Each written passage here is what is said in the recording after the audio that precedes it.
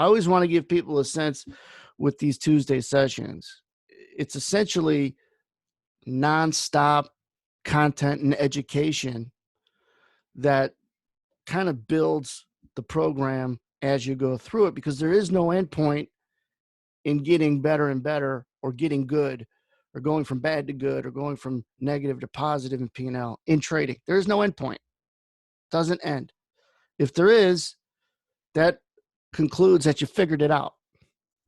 And I think there's some really great doctors in this community, and they never figure it out. They're constantly learning as they're helping people. So there's never an end to what we learn. And so you might think, where does he come up with this content, and how do I organize it? I think that's important. Every night, almost every night, I'll go for a walk and I will think through what I talked about in one-on-one coaching sessions I've done with people, what I've talked about in the room, what I hear people say, what I hear people ask. And I'm constantly thinking of a better way to explain some of the same stuff, relaying the important information that maybe I've heard from someone or talked to someone or things like that. And so that's what's important. And I think if you went to daily meetings in a prop firm, you wouldn't necessarily have the same guy talking, but you would have kind of a rotation of what people were thinking. You know, you wouldn't have hours and hours of meetings, but you would have a meeting probably daily, at least a few times a week. Well, it's not practical for us to do that, but it is practical for you guys to do it with each other. And certainly these once a week meetings get people to know where I'm at every Tuesday at 11 o'clock. And just like every day at 8 o'clock, I might not start till 8:05, 8:02, but I've got that email up for people to read. You know where to find me. I think that's important. You got to be consistent. And as Tom just put it, I was going to repeat it. Usually, Tom, you say good stuff, but that was good, but not necessarily appropriate. For me, it was very appropriate. Anyhow, so that's the point. That's where these would come from. And I had taken notes to talk to a couple people I was doing a one-on-one with, and it was really important for me to share it with others. And that is, there's two pressures. This is kind of like a psychological session. There's two pressures that I think you can identify with, no matter where you're at on your success. If you had a learning curve or success curve, there's two pressures we all deal with, especially in the beginning for anything, but trading in particular. If you ever noticed from anything else you've done in your life, trading seems to like underscore it, magnify it by 10.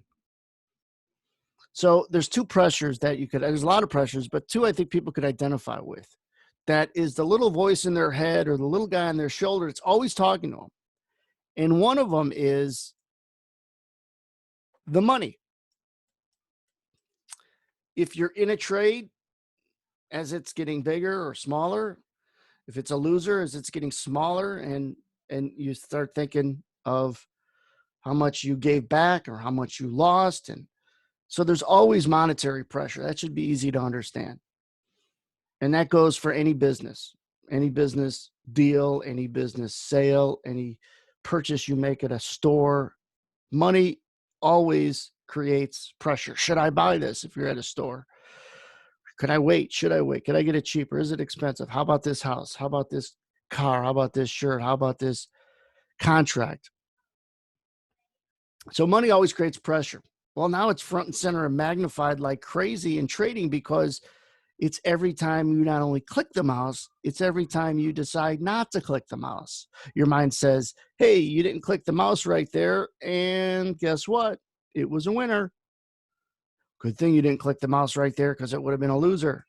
So your mind is following the progression of a non-trade, even if you don't realize it.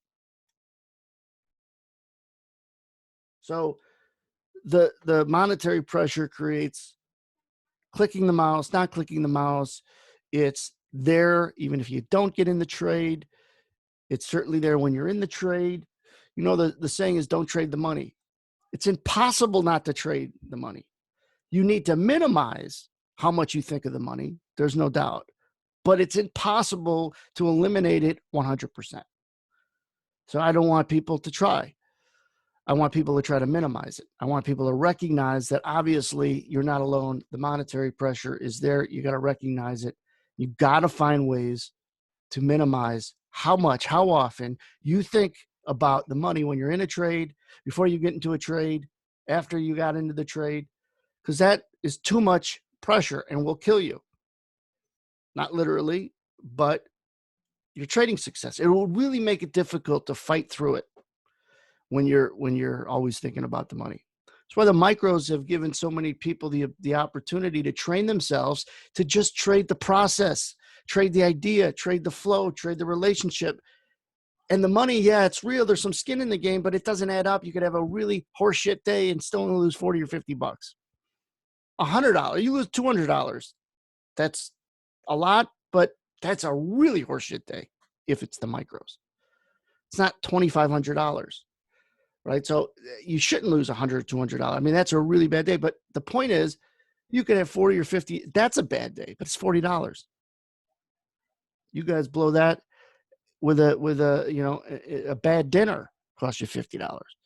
So the point is, the micros have allowed people to trade it inexpensive and also deal with the pressure of how do I trade this while I think about the money, but I don't really concern myself with it that much.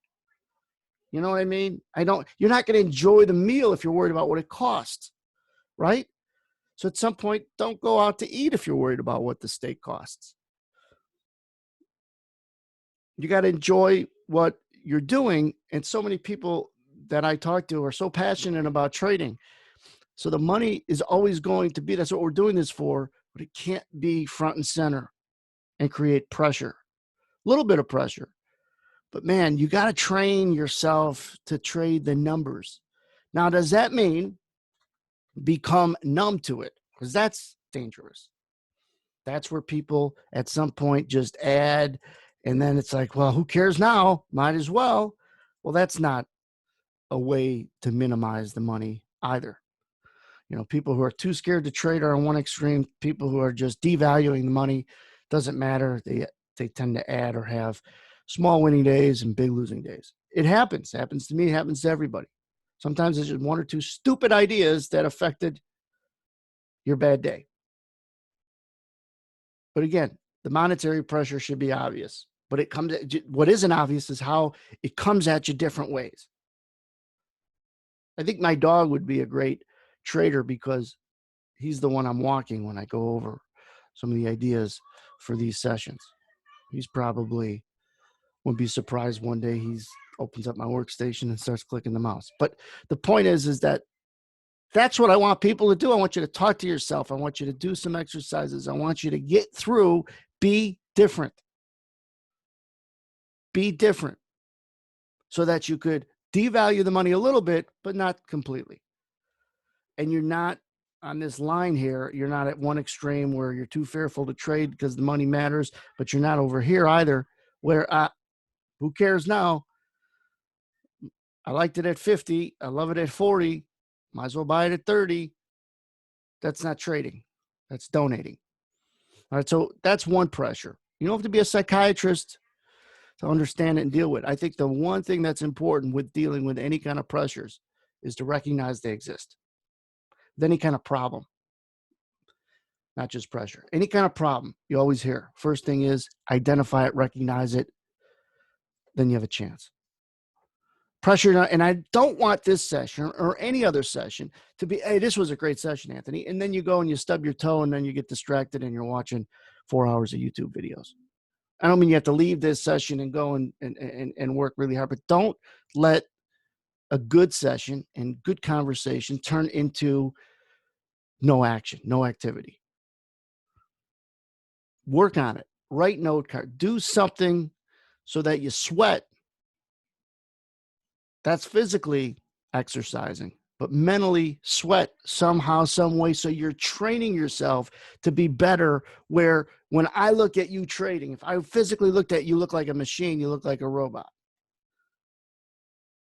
guys, and I don't mean to be, I have no idea what it means to have bullets flying by my head.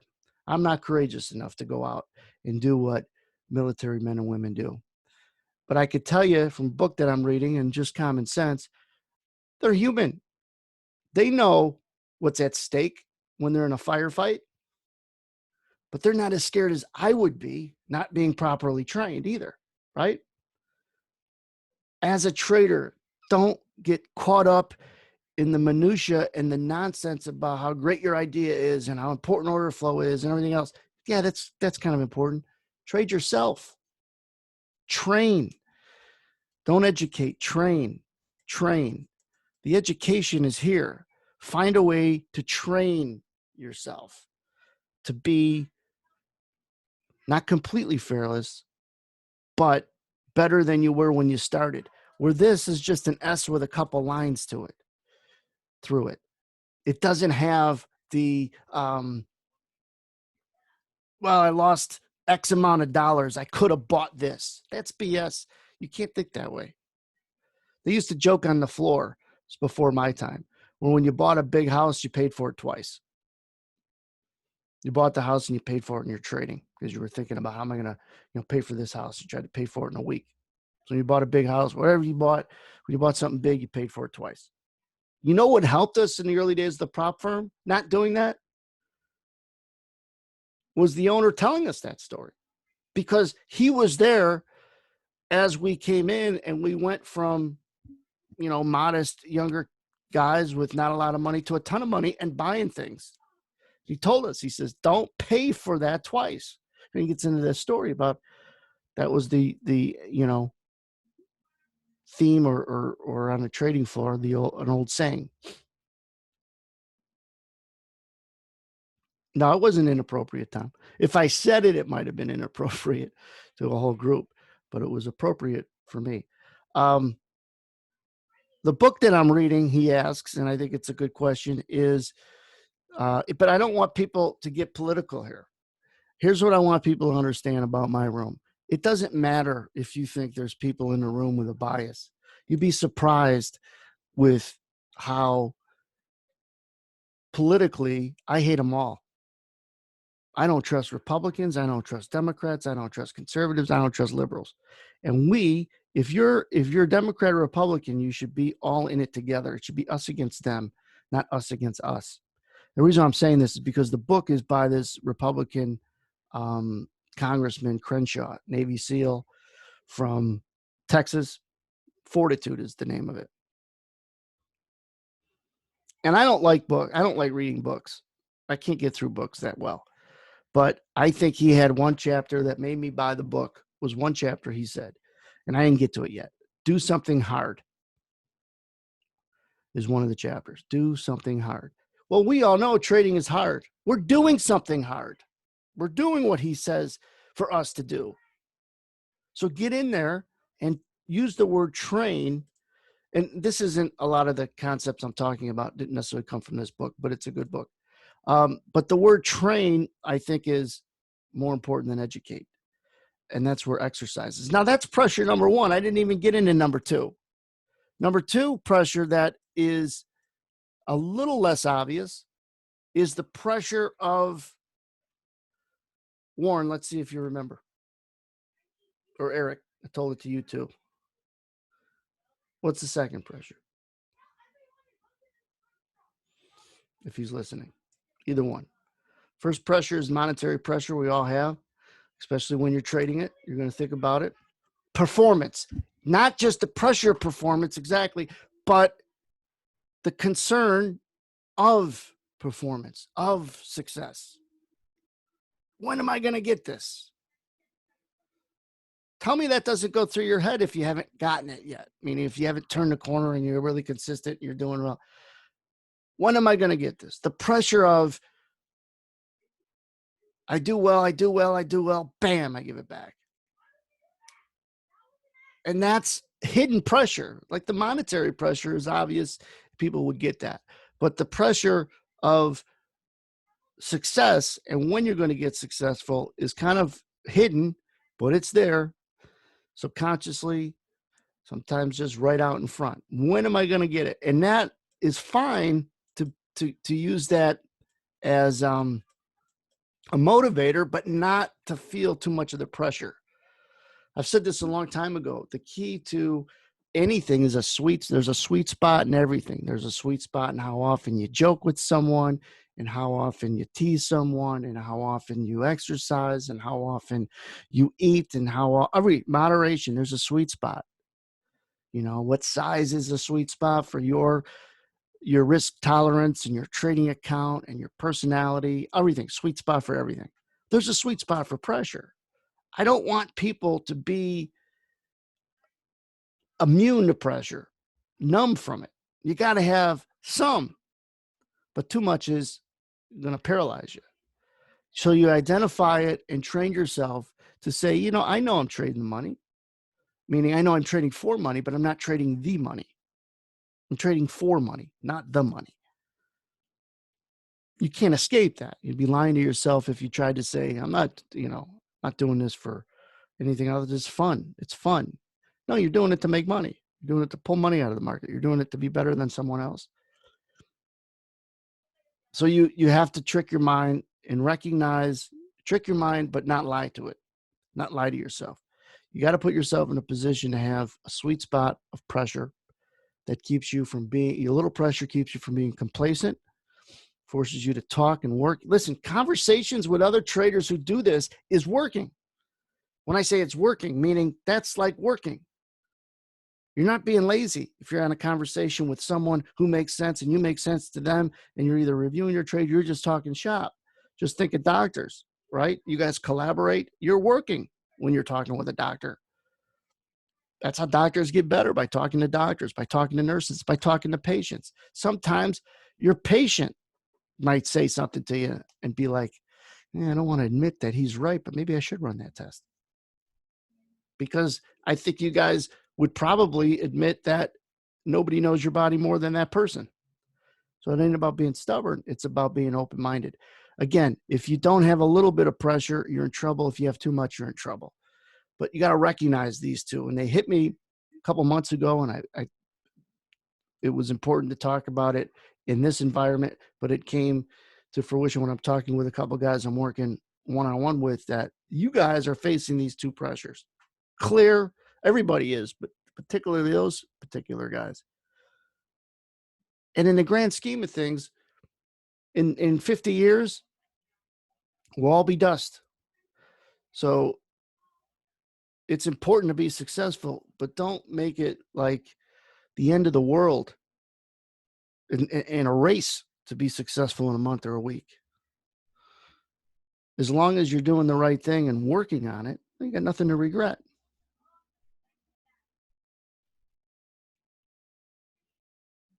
But it's really important to identify these two. The pressure of success. How many guys, how many people, why it is, listen, if this micro has been a game changer. It's really given me the opportunity to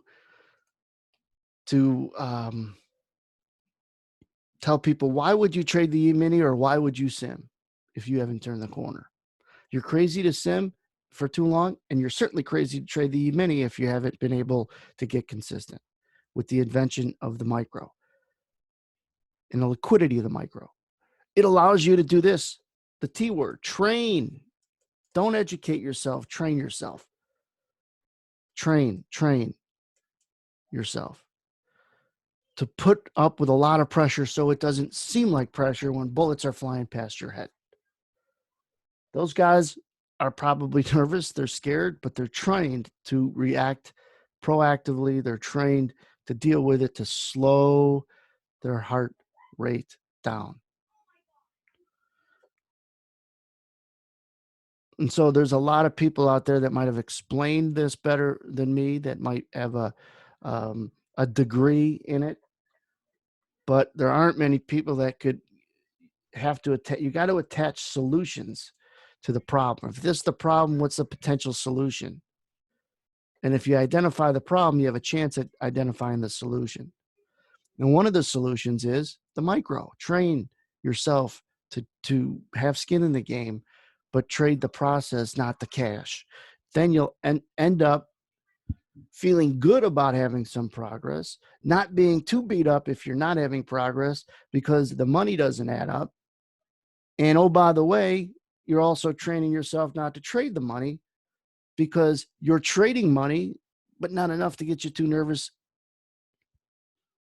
And it also allows you to take more trades you would have second guessed yourself if it was the E-mini. Why? Because you stripped out money. It's still there, but instead of 1250 a tick, it's 10 times that, or 1/10 that. And there's a difference. So you're going to miss less. So those are two things that I wanted to get off my chest and share with you guys about the pressures that might seem obvious, that might not seem obvious, but I think it's really important to recognize them and work on the solution of, don't think of it as education as much as training. You're training yourself constantly. And one last thing I'll end with, and I haven't worked this up, but it doesn't have to be a perfect timeline.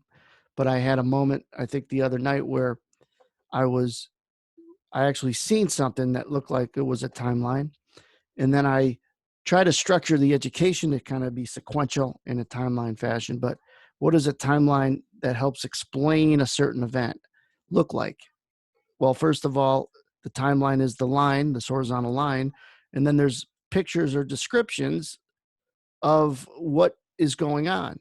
Well, instead of this being a timeline of certain things that happen at a particular date, it could be your trading timeline of what you should learn and what you should go back to learn. And I'll put this together, but I want people to put their own timeline together.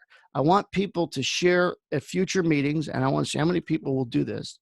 I want you to email me what you think a timeline should be in from here. And again, remember we said there is no end to this timeline. It goes on forever. But what do you think is important to learn first, second, third? It does, and there is no completely right answer. But you got to think it through. That's how I've been able to organize and structure courses. And I'll give you guys a hint what should be first. And go all the way back to the basics. There's nothing wrong in training to go back to the very basic. And that is, what the hell is a market? Why the hell do people trade a market? What is a future? What are stocks? And then you could get into who plays, right? Who plays? What do the different players look like? Hedge funds, institution, retail, traders, scalpers, all that stuff. Just who plays. That's all. And then, hey, it's interesting that if you're learning to be a carpenter, what do carpenters build? Ah, I see. And why do they do it? Why is there a need for it? Well, people like to have houses and decks. What are the tools that they use? What's the tools in trading? A chart, simple. A dome, simple. Well, what are the basics of those tools? What's the very basic elements of a chart and a dome? You'll find yourself doing exercises on things that, even if you didn't do them this way or you've done them in the past, will help train because you're going back to the basics. You don't have your charts too muddled up. You understand what's important about a dome. You don't make mechanical errors on a dome.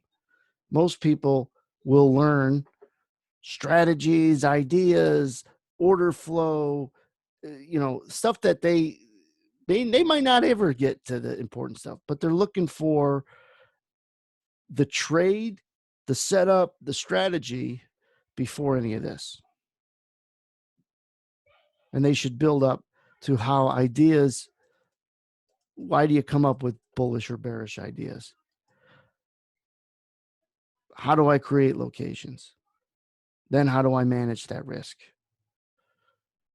What are some exercises for those things?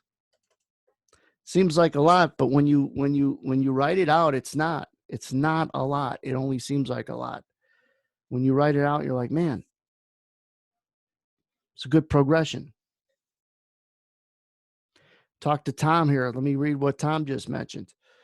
As a deputy, trained every month, shooting, driving, hand-to-hand combat, medical. Back to the basics, right, Tom?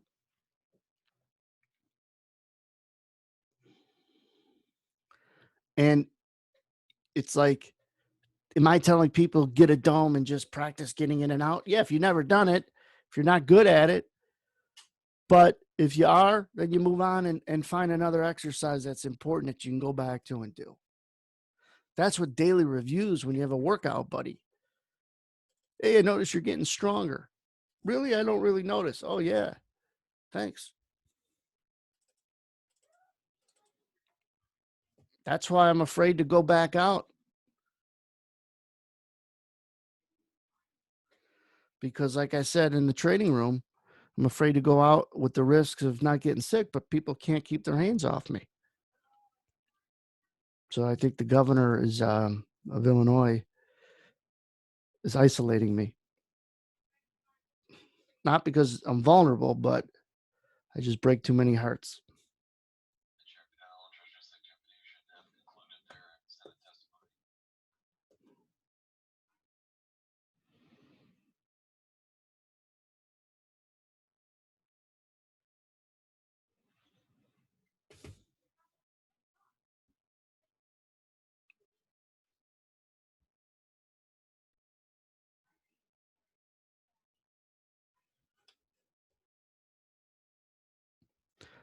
So if you guys send subject in the subject, put timeline.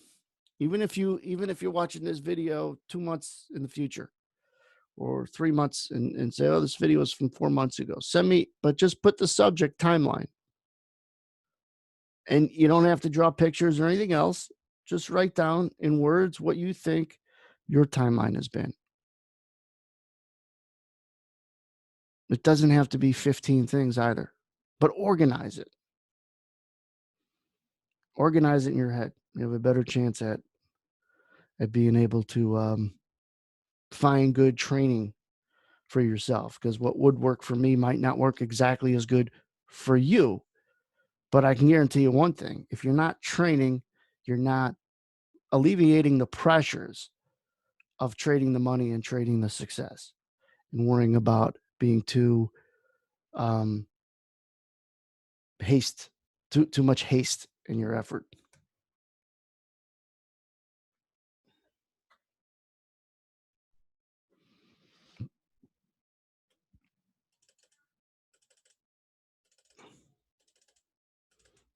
Don't forget, next Tuesday we'll do it, same time, 11 Central. And this goes for people that are here live. But Credelli will be here next Wednesday after the close, I think 3:30 Central. You'll get an email. It'll be a different link than the coaching sessions link.